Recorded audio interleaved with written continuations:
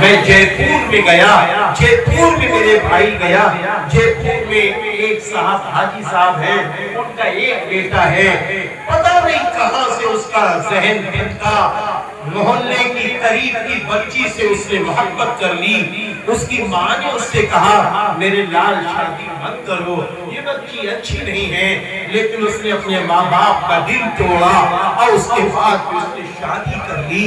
میرے بھائی وہ کروڑ پتی بچہ چند سالوں کے اندر اتنی مصیبتوں پر گرفتار ہوتا ہے جس کی کوئی حد نہیں ہوتی ہے۔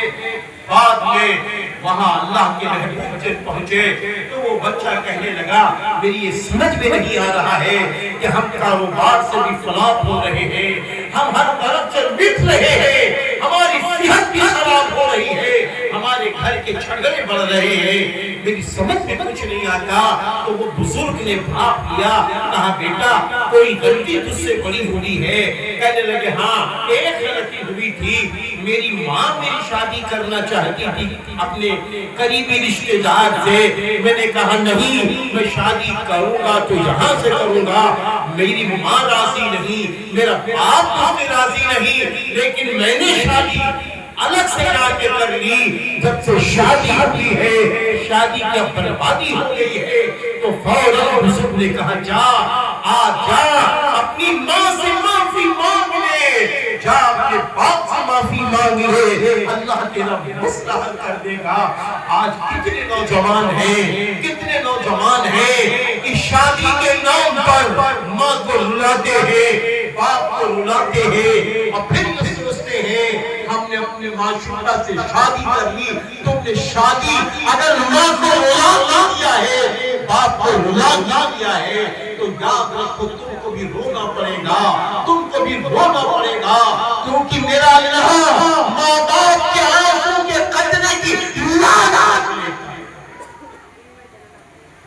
آپ نے دیکھا نہیں ہے اللہ کے محبوب بہت سارے محبوب ایسے بھی ہیں جنہوں نے بہت قدر کی ہے، ماں کی خدمت کی ہے، اس کا نتیجہ ان کے سامنے اتنا اچھا نکلا کہ قرن کے آپ سوچئے نا کہ سوچئے کتنے بڑے بزرگ ہیں، کتنے بڑے بزرگ ہیں، شیخ عبدالقادر جیلانی رحمت اللہ علیہ ماں کی خدمت کی وجہ سے کہاں سے کہاں پہنچے،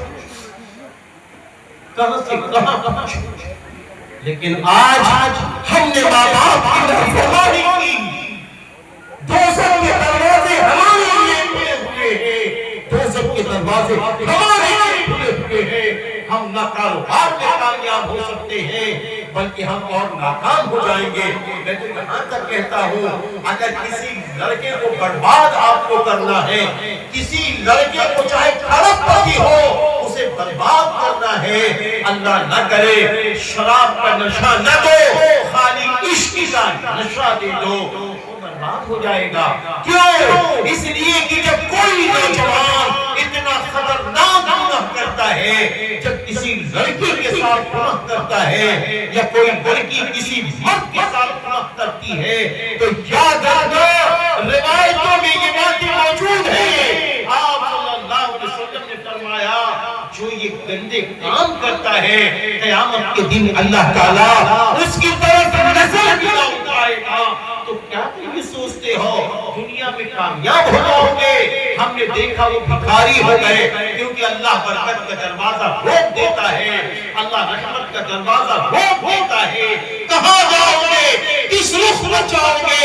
ارے اللہ کی حکومت پوری دنیا میں ہے، جہاں جاؤ گے سونا پکڑو گے مٹی۔ آج لوگ کہتے ہیں نظر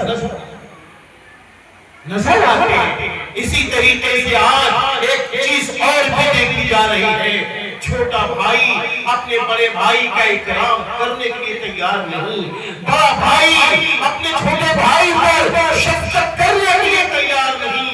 ارے میرے یارو معمولی مال کی وجہ سے، معمولی مال کی وجہ سے، کمروں کی وجہ سے آج ہم نے اپنے بڑے بھائی کو چھوڑ دیا، بڑے بھائی نے چھوٹے کو چھوڑ دیا، نہ چھوٹا بڑے کا اکرام کر رہا ہے، نہ بڑا چھوٹے کو شفقت کر رہا ہے۔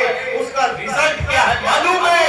میرے نبی صلی اللہ علیہ وسلم نے فرمایا کہ कि जो छोटा अपने बड़े का इकराम ना करे, जो बड़ा अपने छोटे की शफकत ना करे, वो हम में से।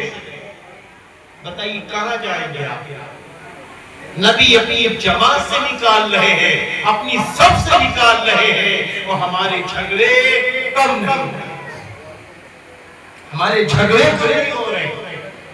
नबी अपनी जमात से निकाल रहे हैं, अपनी सब से निकाल रहे हैं।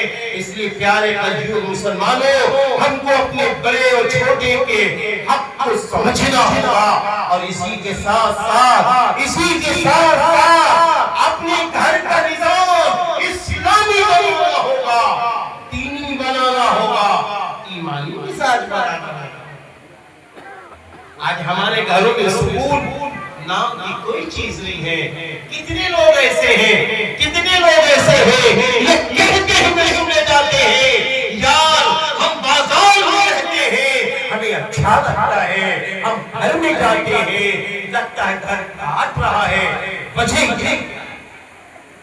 हमारे आपके घरों में दीन नाज़िल नहीं हो रहा है, नेकियों वाला मिजाज नहीं पैदा हो रहा है। अभी सरजमीन लखनऊ के अंदर